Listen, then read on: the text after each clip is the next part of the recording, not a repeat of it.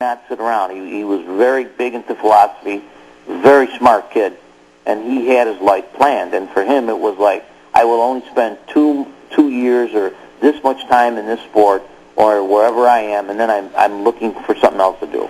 And that was Mike's concept. And I'm glad you actually pointed that out, Danny, because the perception around bodybuilding was that the 80 Olympia sort of scared him off, and that he had, if it weren't for that contest, he would have stuck around for a long time. But clearly, as you said, it was sort of always part of Mike's plan to get in and out. But Boyer, I'm going to go to you now on the 1980 Olympia for a moment. It remains, to this day, the singular most controversial Olympia in the history of the sport. We still talk about it. Arnold wins the contest.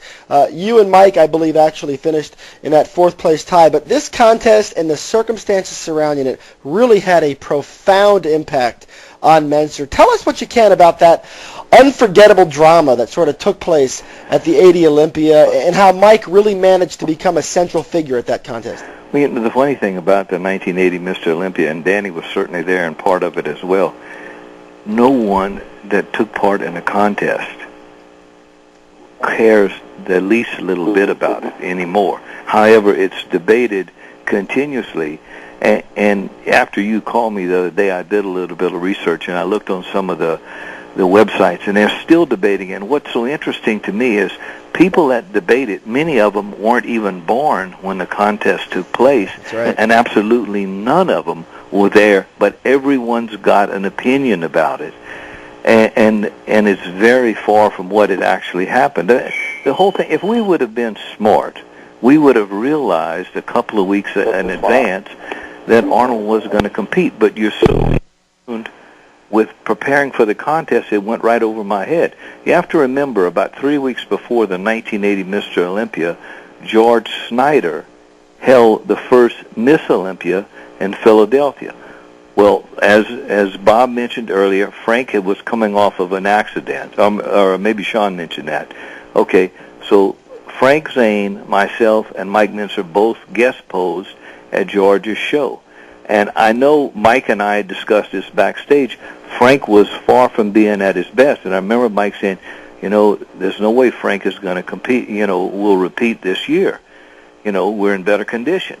And I never worried so much about competing against somebody else. I was just trying to be better than I was before. But Mike was right on the money. And then what was odd, at that same show, that was the first contest, if you will, that they had a little trade show. And we had exhibits of clothing and supplements and equipment. And lo and behold, Arnold insisted on working out, training that afternoon. And I remember thinking he looked awfully thin when he was going through his workout, but never thought any more about it. But we should have realized Arnold was preparing for the Mr. Olympia, but it just went right over our heads. And I remember I was doing a lot of business at the time with George Snyder because he had the Olympus gyms, and he was franchising them, and at the time I was supplying equipment to those gyms. Right after that 1980 Miss Olympia contest, he says, excuse me, I wrote a name on a piece of paper and locked it in my safe, who's going to be the next Mr. Olympia. Well, he already knew, because at the time there was an organization formed called the Association, which was George Snyder, Arnold Schwarzenegger, Franco Columbo, and Bill Drake. So all of those guys were very close. And at that time, Arnold must have, conveyed to George that he was going to compete in the contest. Again, it went right over my head. And at the prejudging, Mike and I were backstage, actually right before it started, and I remember Mike turning to me and says, why in the world would Arnold risk his reputation when he's far from at his best? And we both shook our heads and let it go at that, and then naturally a few minutes later was this big supposedly argument that happened between Arnold and Mike, and it really wasn't that bad. It was a disagreement, and there wasn't anything close to a fight. But, there was a disagreement, and Mike was quick-tempered and jumped in essence, to defend me, which I really didn't need any defending. I can handle myself, but be that as it may, that's what started the whole thing, and basically it started this reputation.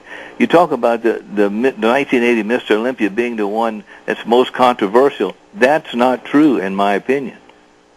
And Danny, again, was in 81. That was the most controversial Mr. Olympia, but nobody ever talks about that. I remember saying in 1980, this could have never happened if this contest would have been held in the United States. That just shows you how wrong I was, because the very next year, it was even more controversial when Franco won. And speaking of that, Boyer, 1980, you ended up taking fourth in that Olympia, but Mike, it seemed to take a toll, and I'll have a disagreement with, I'm going to disagree with Danny in this. I think it actually took more of a toll on Mike than anybody else, for whatever reason that is. You went on to win 7 out of 11 of the next shows you enter in 1981. Mike hung up the trunks for good. Do you think, in your opinion, that show pushed Mike into retirement, or did he just have a plan that he was done anyway? Mike was completely distraught. He couldn't believe. He did not want to accept the fact that the thing wasn't on the up and up. To me, I never really let it bother me. I mean, it angered me that, there was a lot of guys in that 1980 Mr. Olympia that could conceivably have won the contest. It wasn't actually between Arnold and one other guy.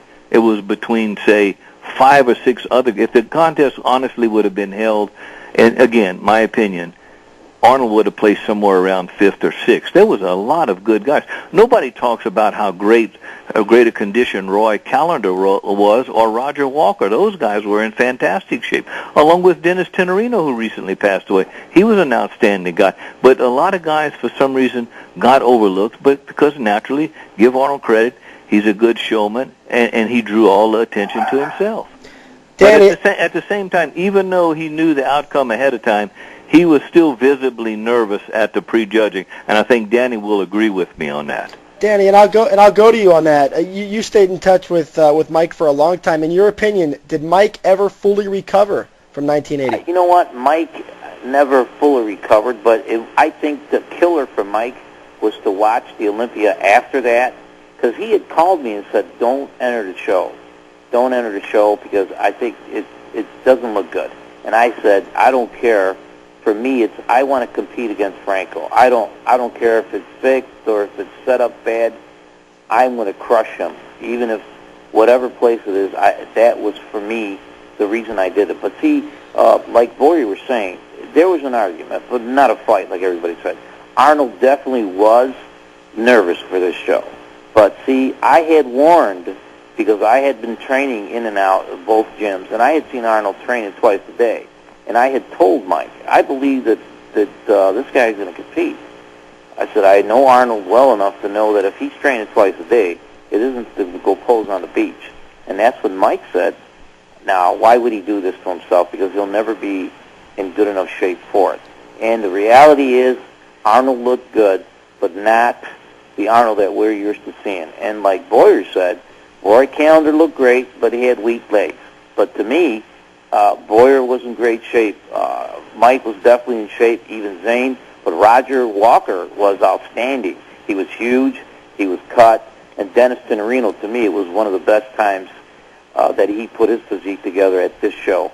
So like Boyer says, I agree. Any one of those guys could have gone in there and pushed. But again, for me, this definitely hurt Mike, because the words, to actually say to Mike, bodybuilding 6, would, for him, his philosophical mind could not accept that. He could not accept that this could happen in bodybuilding. But I think the killer was the following year when Franco could win a show the way he looked, then Mike was done. If I can add something there, I agree with Danny, because in 81, even though I continued to compete, Mike and I joined forces and did a lot of seminars together around the country. We probably did at least a dozen or so. And at the time, Mike could never really let go. I mean, it was always in the back of his head how this, it ate on him that the Mr. Olympia 1980, as he felt, was not on the up and up. And people can, there's millions of opinions, and people say, oh, well, Joe Weider fixed the contest. I humbly believe that Joe Weider did not have a damn thing to do in fixing that contest. I mean, obviously the judges were already in place before we ever got to Australia. Most of those judges never judged the Mr. Olympia again after the show that was held in Sydney, Australia. Arnold, along with Paul Graham,